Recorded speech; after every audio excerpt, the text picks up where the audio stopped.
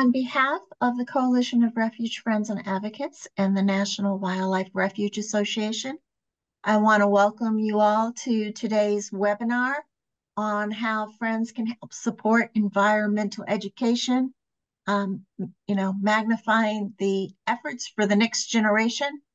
And I would like to thank the Refuge Association for providing so much support on these webinars, the Zoom link, sending out the notices and all. And Corfa has been working with our presenters and trying to set up topics. So folks, if at any time you have topics that you would like to see a webinar on, please put them in the chat. Also, take a moment to put your name and your friends group in the chat. That just really helps us to know who's on the call. So I want to thank everybody once again for being here. And let me introduce our speaker. This is Brianna Amingwa from the U.S. Fish and Wildlife Service.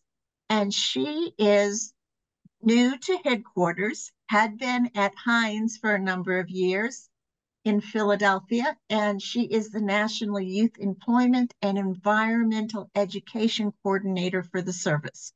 So she's providing educational training to the various rangers throughout the nation, and she supports the development of Fish and Wildlife Services workforce, and really involved, I believe, in the internship program, which we heard a lot about last year at NCTC.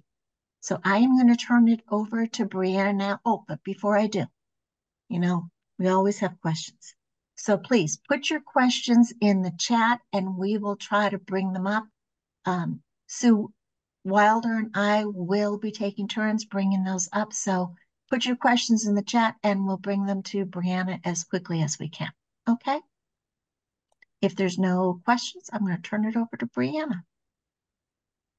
Okay, and everyone can hear me and see me all right?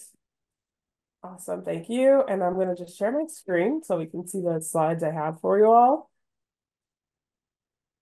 And I'll make sure I bring back the chat just in case so I can watch that. Thanks for dropping in where you are tuning in from and the refuges and hatcheries and field stations you represent.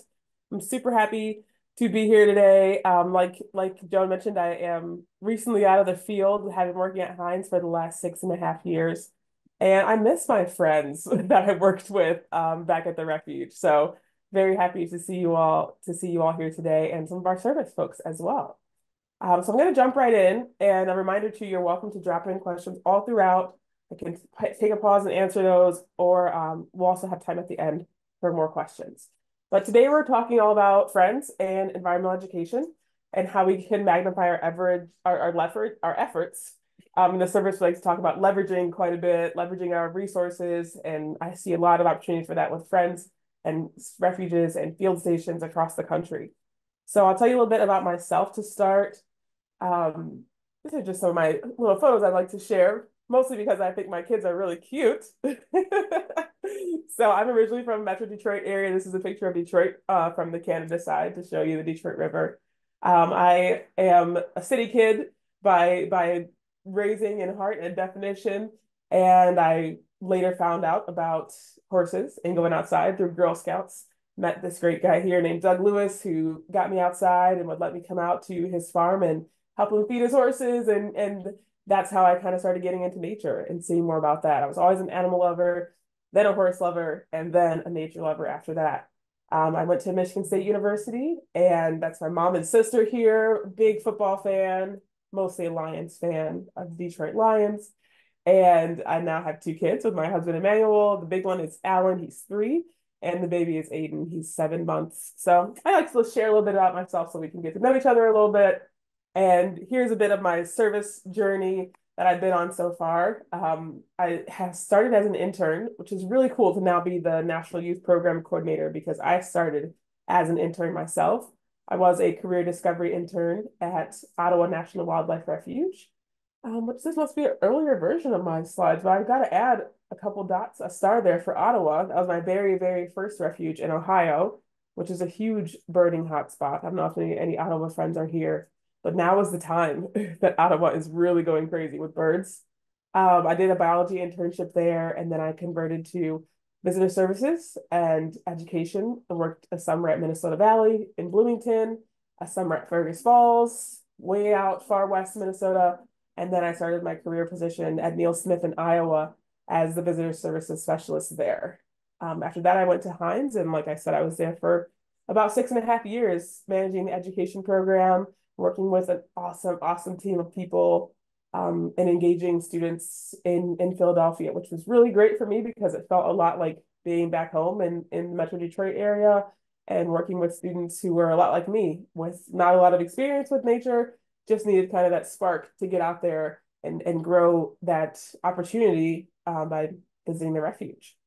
So now I work out of our headquarters office, which is in Falls Church, Virginia. I visit that office about a couple days a week or so, and I live in Maryland, outside of Baltimore. So let's kind of get into what we're going to do today. I want to just get us all on the same page first to define environmental education in terms of the service and comparing it to what we call interpretation. After that, we'll spend a little bit of time talking about how friends can engage with education on refuges. I want to highlight some really awesome education partnerships that are happening as we speak. Maybe we have folks in the room who are part of these. I've got to look a little closer at the names that are here to tell you for sure. But we'll talk about 4 or 5 different friends groups that are kind of leading the way and taking some different angles on engaging with environmental education. And then I'll wrap up with just some of my kind of pro tips, I'll call them, or best practices for actually teaching in the outdoors. I had a little bit of trouble making this presentation because these are 3 such huge topics, and I really wanted to make sure it was relevant and useful for everybody. So I'll give you a taste of some things today, but know that if you're wondering more about a particular item, I'm going to provide you with my contact info. You can surely send me a note and I can download and send you some more content or lesson plans or things like that if you're interested in learning more about any certain topic.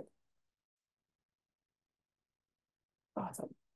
So let's talk first and just get on the same page here, right? We hear a lot about environmental education, and then there's this other word of interpretation. And if you've ever worked around national parks or parks where there's people, they are all about interpretation. Oh, hi, Jim. I see a Neil Smith person here. Lovely. Nice to see you. So interpretation and interp are similar, but not the same. And they do have some shared goals, but they are different by definition. Okay, so when we talk about interpretation, think about that as storytelling and building relevancy and connection. Do we still build relevancy and connection with EE? Most definitely. But the biggest difference that's kind of cutting those apart is audience. So if you're doing interpretation or what we call an interpretive program, that's going to be things like leading hikes, doing a family program, things that don't necessarily rely on curriculum or school standards. And that's what a lot of what's happening on refuges is interpretation. Now, the other side of that coin is environmental education. And that one is different because the really key thing there is that it is aligned with curriculum and standards. It also works on fostering awareness of the environment, gathering, new skills, new knowledge, and also trying to motivate behavior change. So if we're talking about watersheds and teaching students about watersheds, that's a really big part of the curriculum in 4th grade. But as we're doing that, we also want to talk to students about how to be stewards of their watershed and how to take care of the watershed that's nearby where they live.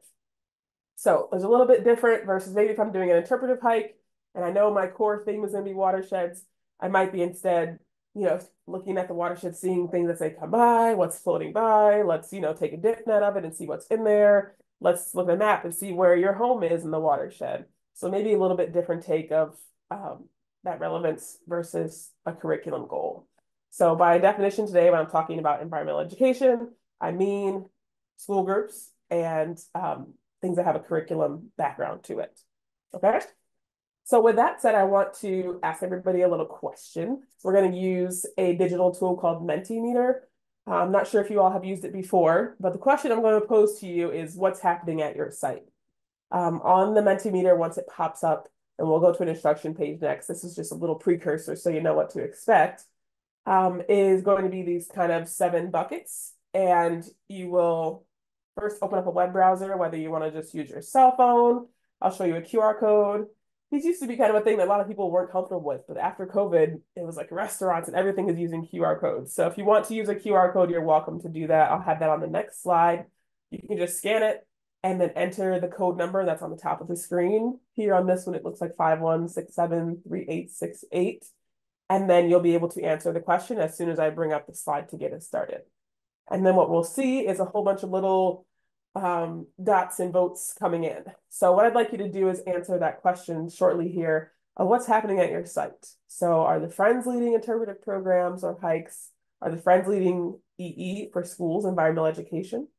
Are the Friends providing bus grants for trips maybe? Is the Refuge staff doing most of the interpretation? Is the Refuge staff doing the EE? Are there no education programs right now, or are there no interpretive programs right now? And you can select more than one answer. So I'm going to get us started here with the Menti. Again, there's the question. And here is the QR code. So take a moment to scan that now, or you can just go to menti.com.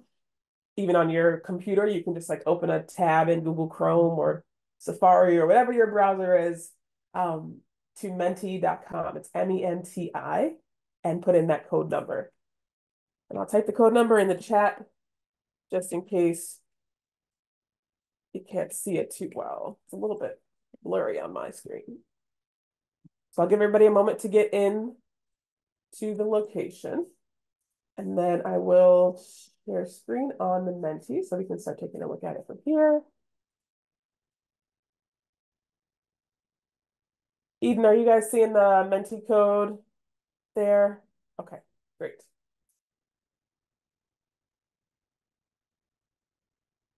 Five one six seven 3868.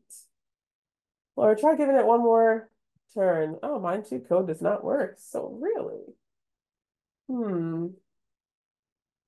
So some folks are in and able to vote though, it looks like. Is anybody else having code trouble? It's working as a QR code with the camera, but not as a typed in link. Okay. Yeah. Chelsea, that's a good point. Yeah, I can't get the link to work, but Okay. maybe the QR code works. Let me drop a link here in the chat, see if that one will work. That one's a code directly to it. I had not had that issue with Menti before. I hate when tech things don't work out. This is when I'm like, I'm gonna need to write a letter to somebody. Okay, Chelsea says that that link in the chat is working. So there's a good backup for you. It looks like a lot of folks have Refuge staff leading interpretive programs or Refuge staff leading education for schools. Okay, thanks for. We'll give folks a few more minutes to chime in with their responses.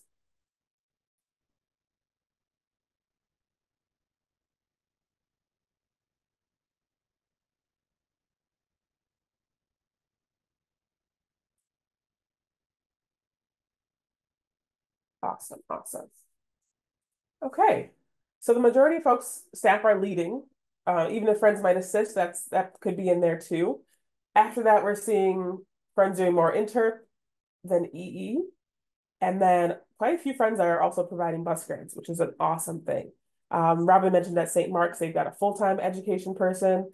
So that's kind of an interesting one if your Friends might hire someone who leads EE, or it's a cost share. That's a great opportunity too. So thank you for piping in with that. So that's great for me to know as we're kind of going through our slides of what's happening so far. Okay, St. Mark's has a full-time fish and wildlife staff. Great.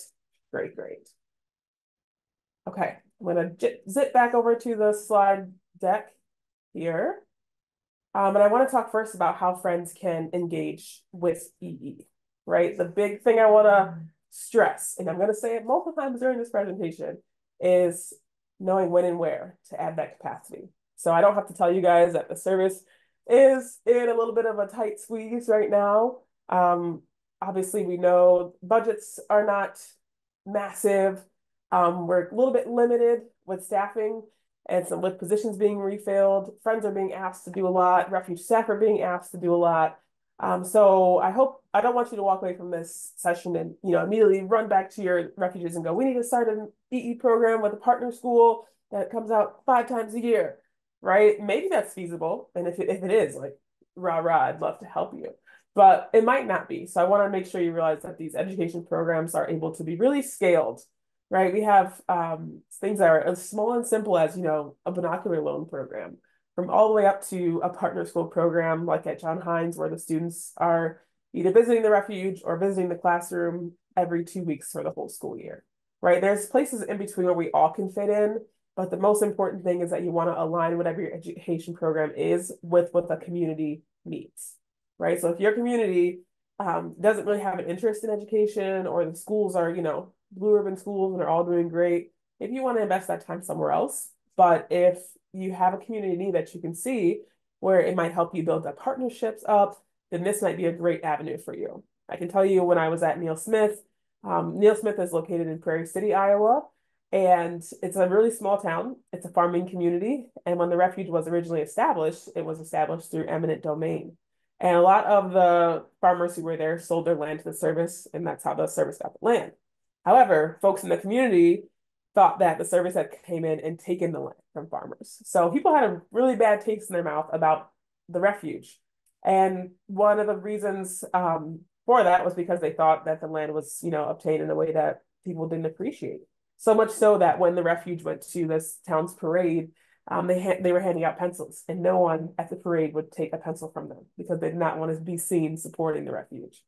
Fast forward to now, and in the years after that happened, the refuge did a lot of community engagement, a lot of work meeting people. But what they did was they started an education program at Prairie City Elementary, where they were bringing the students out to the refuge and working with them and engaging with them on site and off site. And that was what really turned the tide in that community, because a lot of those older farmers' grandkids were the ones at that refuge, and the parents were coming and chaperoning, and they were seeing how the refuge was investing in their community and in their students. And that made a huge difference with their engagement. So that's why I say I want you to make sure you have a community need for education programs. You'll find a lot more benefit for all parties involved. So this is kind of a big idea that we've been working to roll out in the service of a tiered program model. All right, so let's start from the bottom. These are things that maybe take less staff time, some setup at the beginning, of course, to make them happen, to create the system.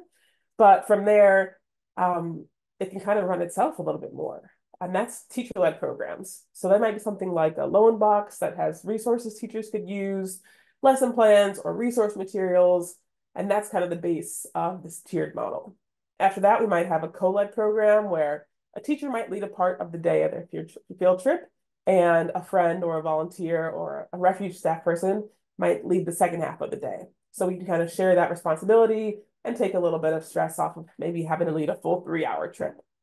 From there, the next level up would be teacher workshops, where we might host a day or an afternoon where 24 teachers may come and visit the refuge and learn about how they can take their classrooms out. Here's where the resources are. Here's where the trails start. Here's some lessons, right? And then those teachers could come back and return and visit on their own. The kind of top of this triangle pyramid is partner school programming, where we'd have repeated programs. So you'd see the same group of students multiple times a year, and it would be led by the refuge team, whether that's staff or friends or volunteers. So as you're thinking about where you might fit or what exists, this is kind of a good model to get you started. The main thing to note here is the higher you go on the pyramid, the more time you may need, or the more resources that may need to be committed.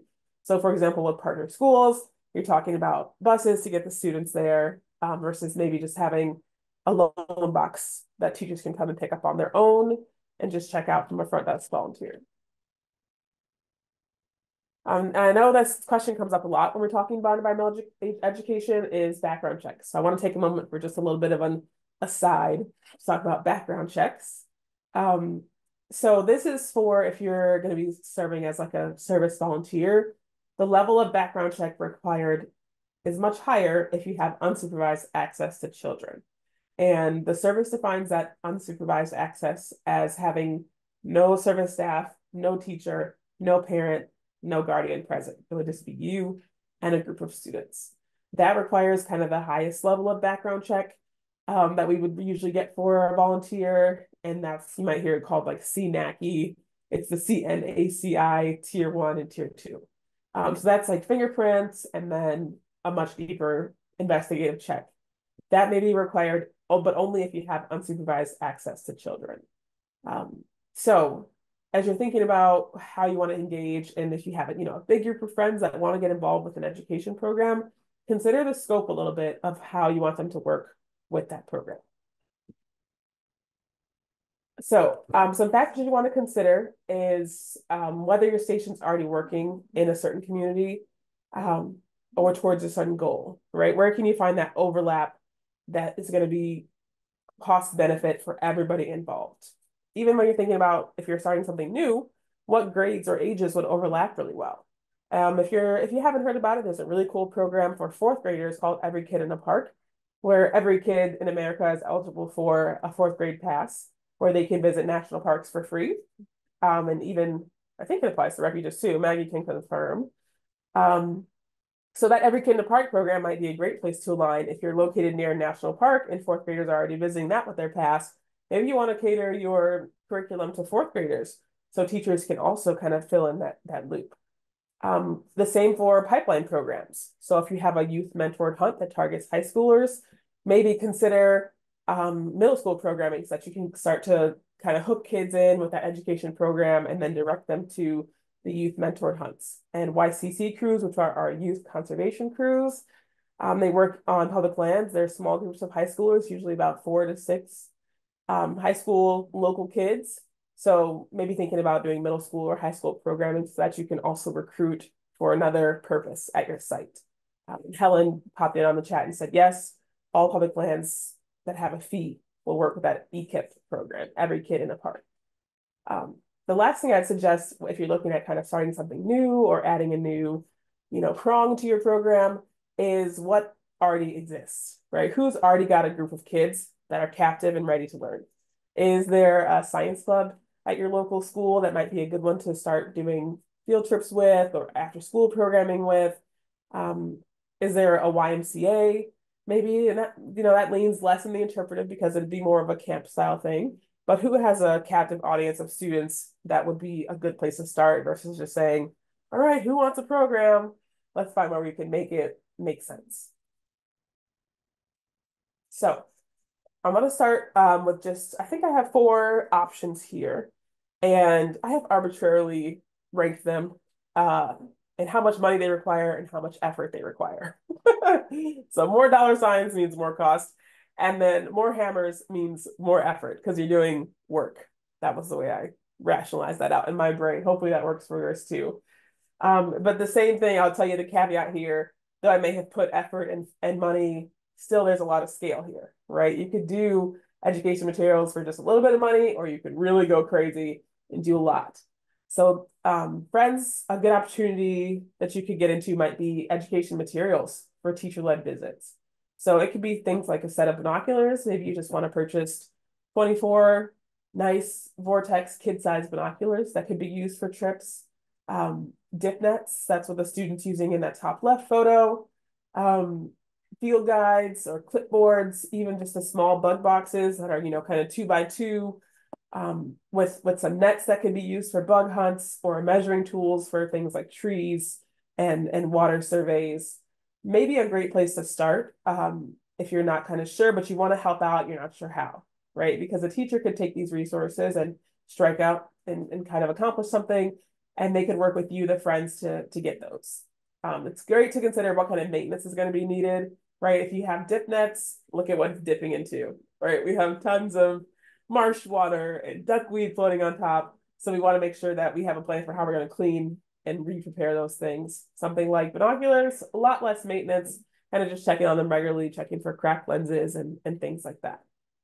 Pickup, there's lots of options for pickup as well. You could make them available at the front desk and coordinate with the teacher when they're going to come and borrow them. You could work with the teacher in advance to pick them up. At Heinz, we also had like a storage locker, just like a backyard storage shed.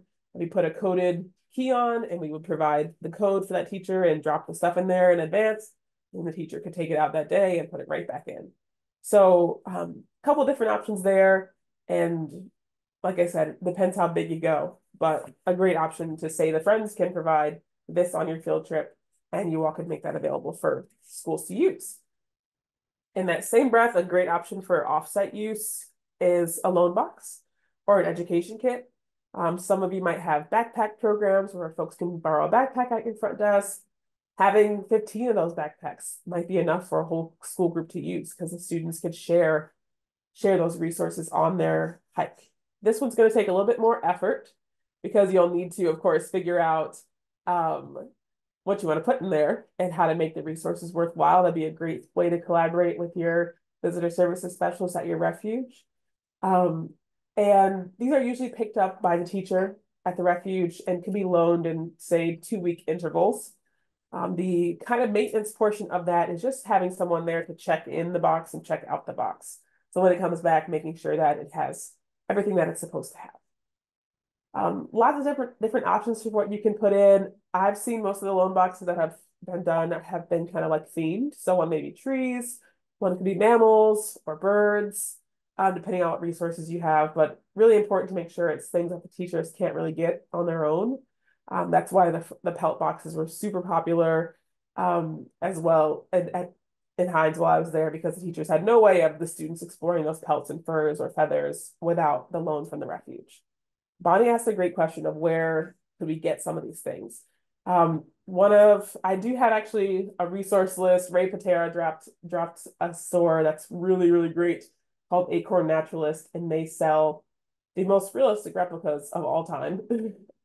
Skull replicas and fur replicas, and they are not super spendy, but you're gonna invest a bit to get it to happen, but they are really hardy. So it's nice to have a replica item versus having a real skull or things that you might have recovered.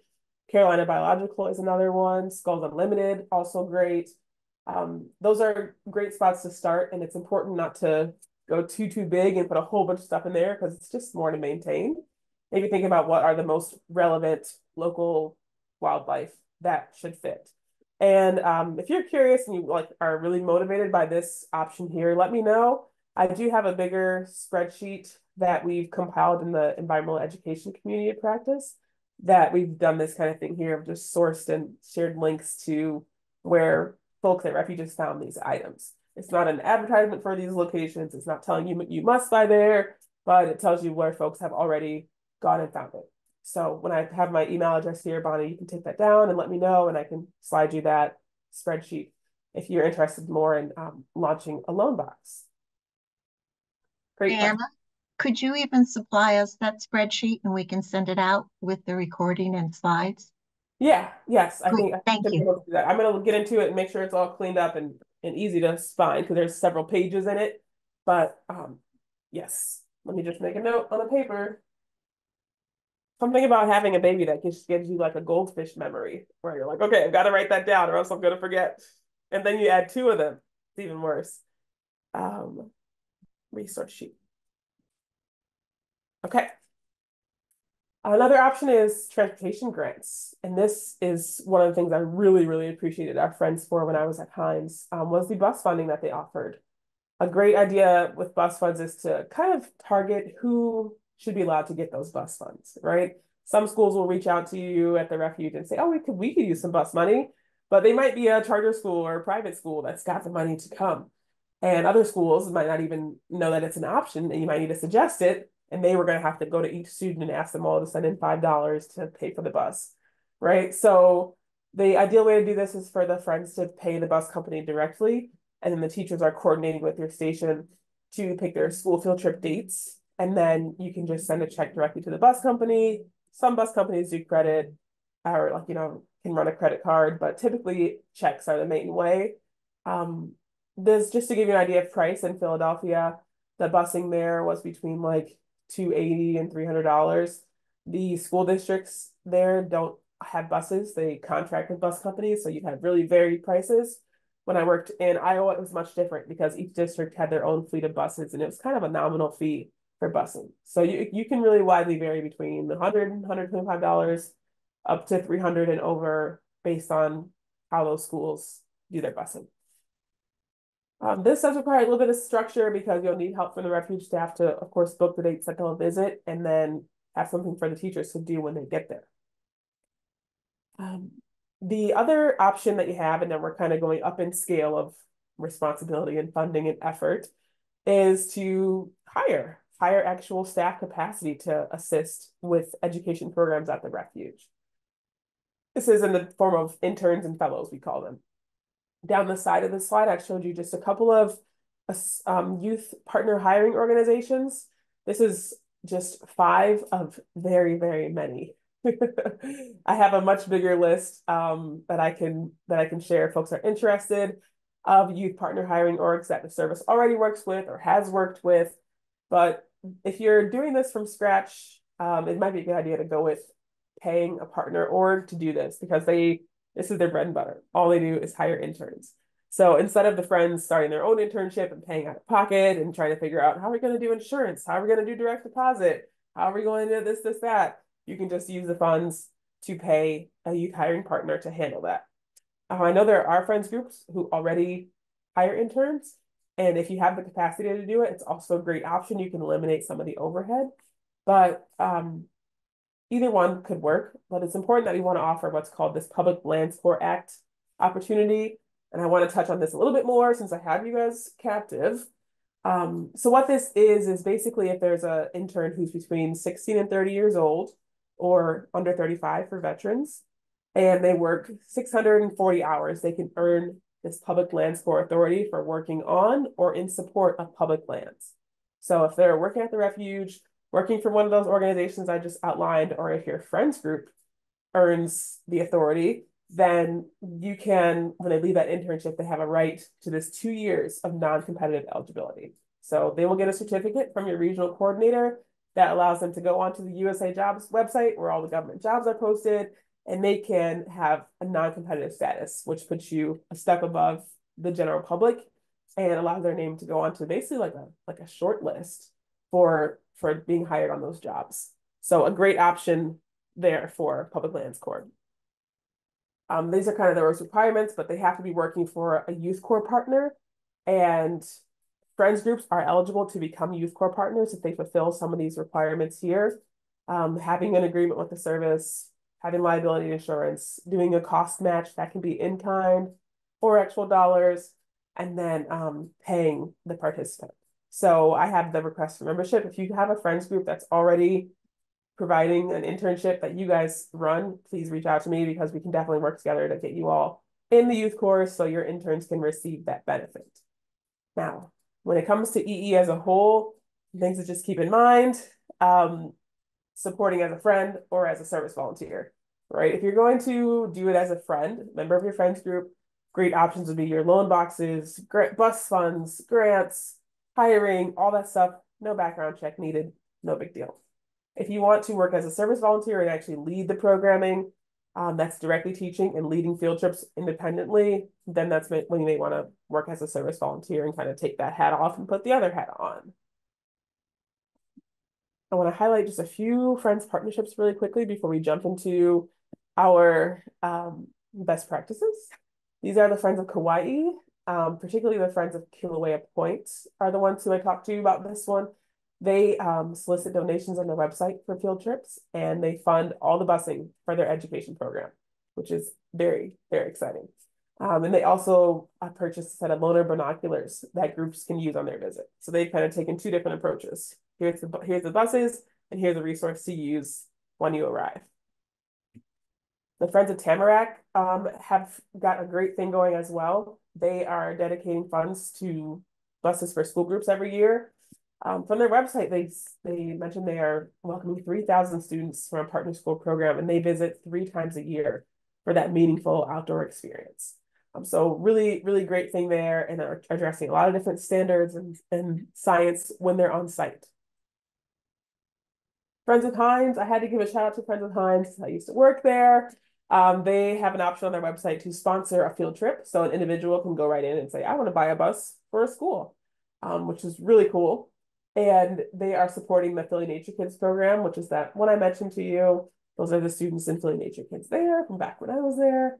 Those students visit the refuge every month. So it's a pretty hefty busing chunk, 175 students taking a field trip every month to the refuge.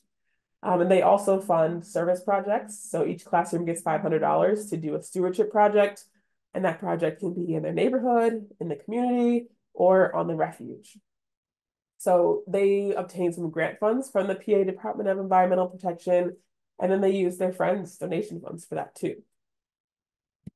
And really super impressive stuff here with Friends of Nisqually.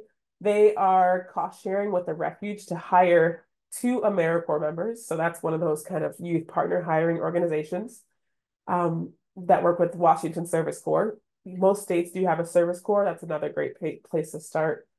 And they also hire a full-time education specialist to train those AmeriCorps members, and they lead the programming, and it's a great mix. Really recently, the Friends were able to cover the full salary of that education specialist, and that was like $54,000 salary. So a really big deal. They're fundraising through the bookstore, memberships, donations, and then funds from a trust. So great collaboration between the refuge and the Friends. So let's talk a little bit about how we could put all this in practice and actually do some programming for students. I'm going to just give you that same reminder I gave you first. Before we launch and before we take off and go into the unknown, we got to assess that community need, the capacity of the station that you are working with and for, and the availability of funds, of course. School groups can be done for a really low cost if they can provide their own busing, but there is just, it's good to assess that first. What resources are existing? Ask your refuge staff if you can just take a look inside the closets of their education room and find out what's inside of there. You know, are there already a set of skulls or tracks or furs? It's great to take a look and know what you have already. Cost of the program, and then really thinking about the audience. We really want to engage students from this district or from this area or from this demographic. Great places to think about before you really jump in. So why don't we take a second and you can share in the chat a little bit about your favorite teacher. What made your favorite teacher awesome? Tell me that.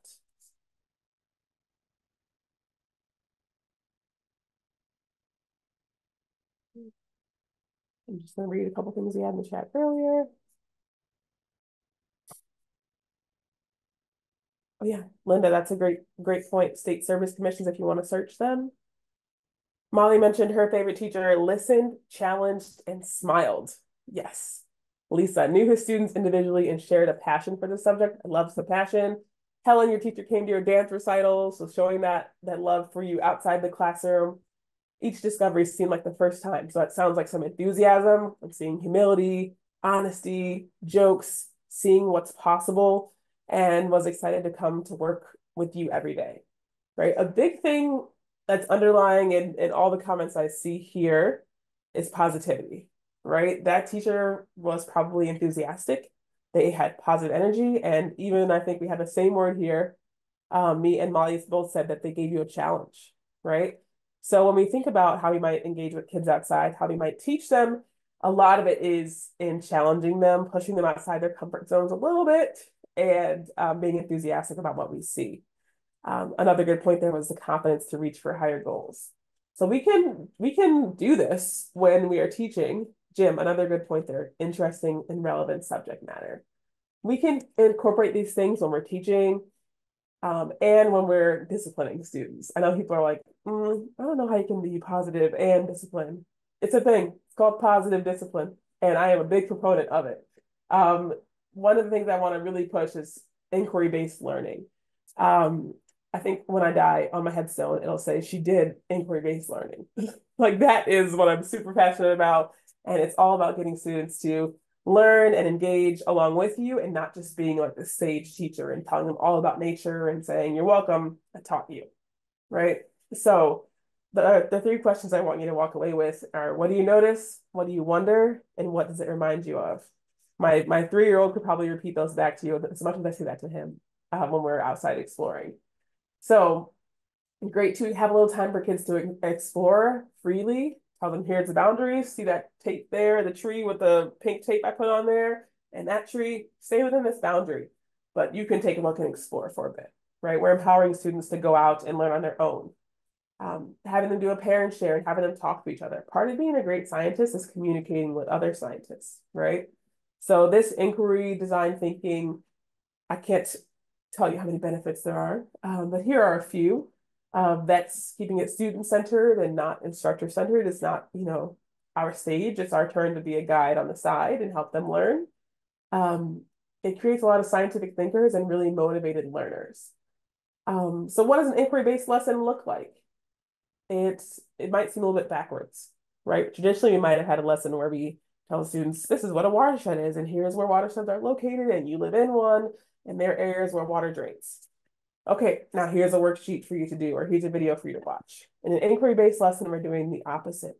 We're saying, you guys ever heard the word watershed? What do you think that means? What do you think it is? We're going to go outside, and we're going to do some mapping of 2 watersheds that are outdoors, and we're going to make a list of what we find living in the watershed, and then we're going to finally work together to define what a watershed is. Then the last thing we'll do is have a reflection to kind of find out what questions we can answer from the beginning and what we found out from our discovery. And that's really more how science works, right? The scientist says, I want to know about this thing. And then they go out and search for it. Here's a glimpse of a watershed lesson from Fergus Falls Wildlife Refuge. And the first thing they had the students do was just do a what? What do they think it is? One of them thought a plant that sheds water. That's what it sounds like, right? They decided some questions, even looking at the word structure here. So we see some English language arts. And then they came back in and did their discoveries of what they found when they went out to those prairie wetland watersheds. This is another great one here from the Midwest and Neil Smith, my time there. I'm not the original creator of it, but I am the proponent of it, that's for sure. These are the naturalist skills, and this is kind of our behavior contract. So the first thing we do in the day is talk about how we can be good naturalists.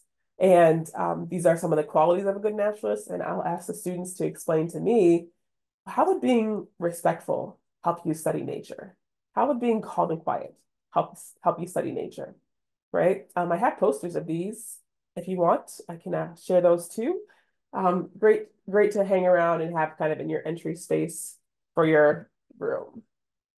Let's talk really quickly about fear, because sometimes nature is scary. As a person from Detroit, I find many things in nature to be scary.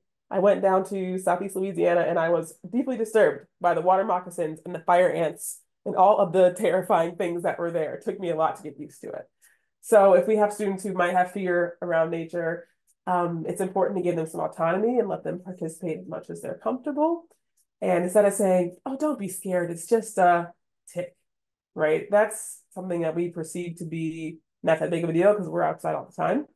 Instead, we can say, you know what, it might be kind of scary to have a tick crawling on you because it might surprise you when it's walking across you, but you can just brush it off. Because when has someone telling you, don't be scared, ever made you not scared?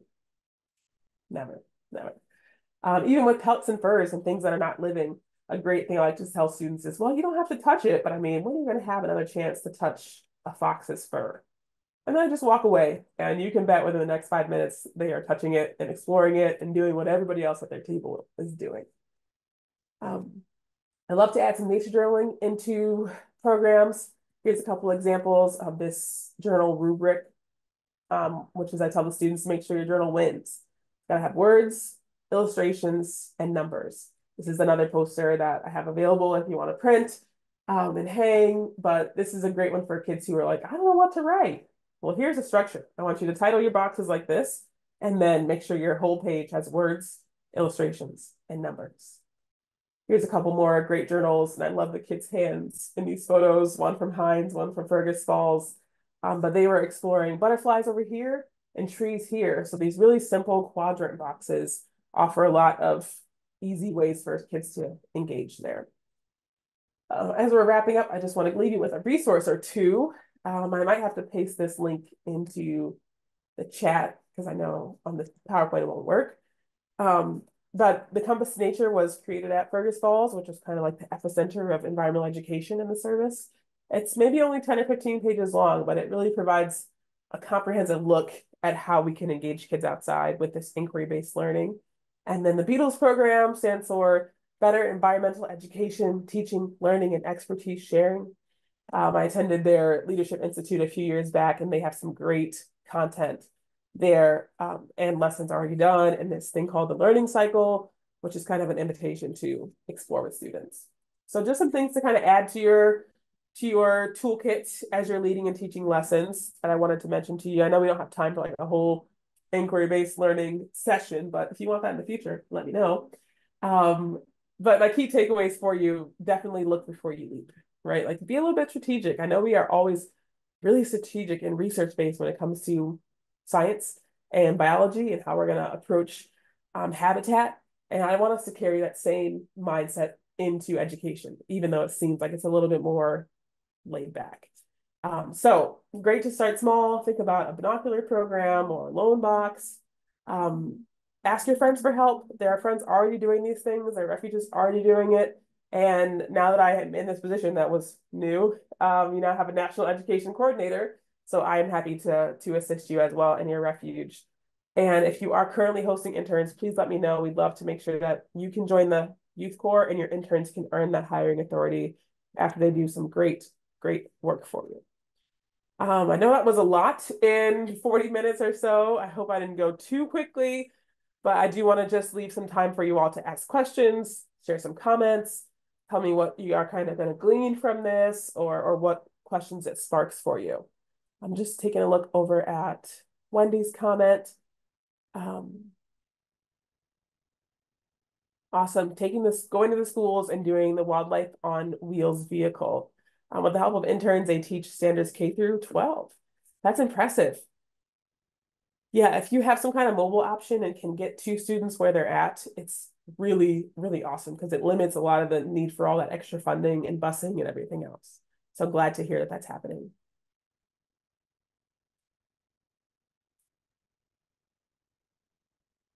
And my email's here, so if you'd like to take it down, this is a great time.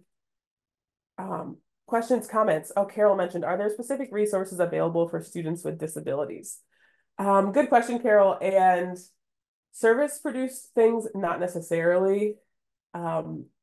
Ideally, when we are creating the lessons, if they're really inquiry-based, then they should offer chances to use different senses so they can lend themselves to work with students who may be blind or hard of hearing. Usually I end up kind of modifying slightly the lessons for students with disabilities instead. I have some work on that and lessons that I've modified that work well for those groups, but service specific there are not, but I could find you some resources externally for modifying for students with disabilities. We did an awesome program with School for the Deaf back in Philly. We had the students doing archery, doing marsh cleanups, all kinds of stuff with just some pretty simple modifications.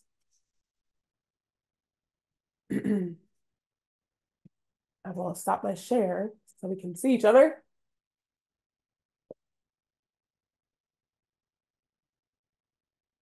And if folks want to raise their hand, if they have any questions that they haven't put in the chat, please do so.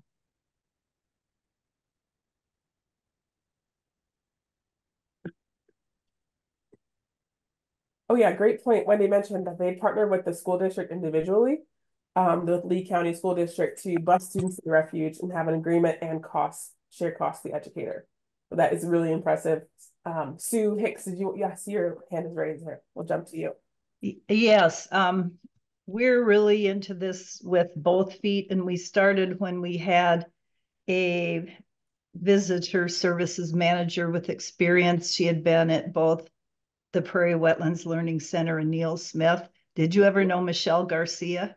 Yes. Yeah, yes. I love her. Yeah. Anyhow, we are on our Carol, our third person since that. And we're lucky to even have somebody, she's on one of those temporary positions through March. Okay. And the friends might be interested in one of those programs that you talked about, but I'm just not sure how we can afford it and what the best options would be. In Region 3, would you have the best, be able to recommend the best person to talk with, or I could check in with Chelsea McKinney if she's still working on that stuff? I don't know. What would be a good resource to really, go through all the different options and find something that we might be able to afford? Sure. Yeah, good question. In Region 3, Chelsea McKinney is out in Region 1 on the Right. West Coast, Yeah. right? Yeah. She's in yeah, Portland.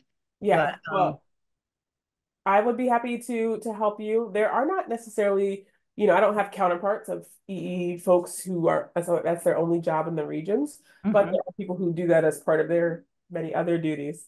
mhm. In the Region 3 office, that's a good question who I would connect you with there. But I would also mention Molly Stoddard, who was Oh former yeah, I know Fergus Molly. Falls. Yeah, Yeah. she just retired, and I bet Yes. she would probably be willing to chat with you and help out the Friends because she's been working with the Friends of Fergus Falls now Right. too. So Right. that could be a good connection. But send me a note, Sue, if you wrote down my email. I'll put it in Yep. the chat as well. And That's I'll see good. who I can connect you with, or maybe Yeah, even just we are still in touch with Michelle, awesome. for smaller projects, but it would be nice to see if we could do more. It would be really nice if the Fish and Wildlife Service would rehire her, but we know how that goes. I know it can be a challenge. You know, there's so Yeah, much that goes into all those decision making and strategic planning that's, you know, way above my own pay grade. yeah, So it's yeah, great to at least fill in the gaps where we can and use what resources we right. have. And Michelle Garcia is a super genius and was the originator of those naturalist concepts that I Yep, yep. Well, Mhm. thank you. This was just a wonderful, very comprehensive look for people who aren't into it yet. And it Awesome. gives us hope too, as people who are still in it and Yeah. want to keep it going. We're right now, Carol Murdesdorf, who's also on this call, and I are really taking up the lead. So we just had our last group of kids this morning and we're ready for a nap. Yes, yes. Definitely know that feeling after you Yeah. get you know, you send them on the bus and you're just like, whew. Yeah. Yeah.